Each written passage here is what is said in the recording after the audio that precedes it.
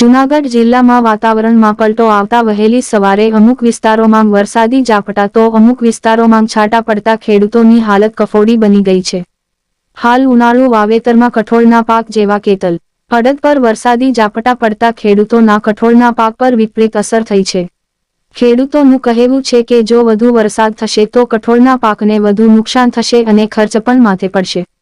તો હાલમાં કેરીની સિઝન પૂર બહારમાં ખીલી છે અને કેરીની આવક પણ ખૂબ થઈ છે। ગરમી પડવાથી કેરીનો પાક સારો છે, પણ આજે કમોસમી વરસાદી ઝાપટા અને છાંટા કેરીના પાક પર નુકસાન કરી શકે છે અને મોઢે આવેલ કોળીઓ જૂટવાઈ જશે તેવી ખેડૂતો દહેશત વ્યક્ત કરી રહ્યા છે। અમુક વિસ્તારોમાં કેરી હજુ ઝાડ પર છે, તેના પર વરસાદ થશે તો ખૂબ નુકસાન થશે।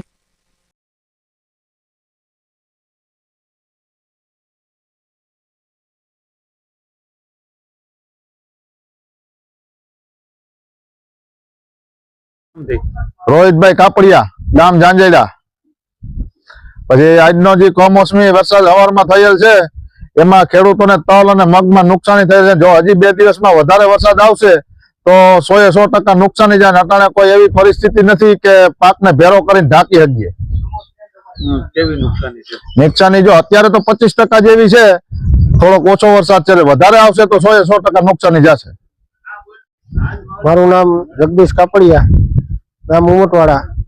અત્યારે આપણે આજે સવારમાં વહેલી સવારે વરસાદ આવવાથી તલ અને મગમાં નુકસાની છે। તે આપણે ફૂલે ફૂલ જો હવે 2-3 દી વરસાદ આવશે તો વધારે નુકસાની થશે કે નહીં, એને લીલા છે એટલે નહીં ઢકાય કે નહીં કંઈ થઈ શકે એમાં। એ નુકસાની ખેડૂતોને 10-10 હજાર રૂપિયાની વીઘે નુકસાની છે।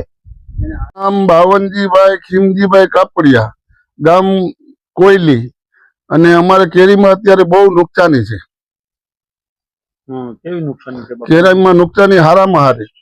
કેરીમાં 80% પાક ભર્યો છે, 20% ખાલી થયો અને કેરીમાં બહુ અત્યાર સુધી સારું હતું। આ તડકા પડ્યા તાપથી કેરીમાં બહુ રહેણવાળું હતું અને અમને એમ હતું કે અમને ફાયદો થાય, એને બદલે આ નુકસાની થઈ છે એવી અમારી ધારણા છે। અને વરસાદથી કેરીમાં સોનમાં ખાવ એટલે બગડે જ કેરી, જો કે બધાને ખબર જ હોય।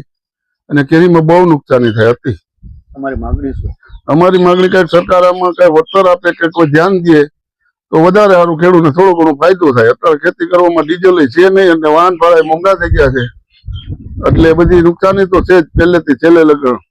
અને ખેતીમાં મજૂર અત્યારે મળતા નથી, એવી બધી કલ્પના છે, પણ કઈ થતું નથી।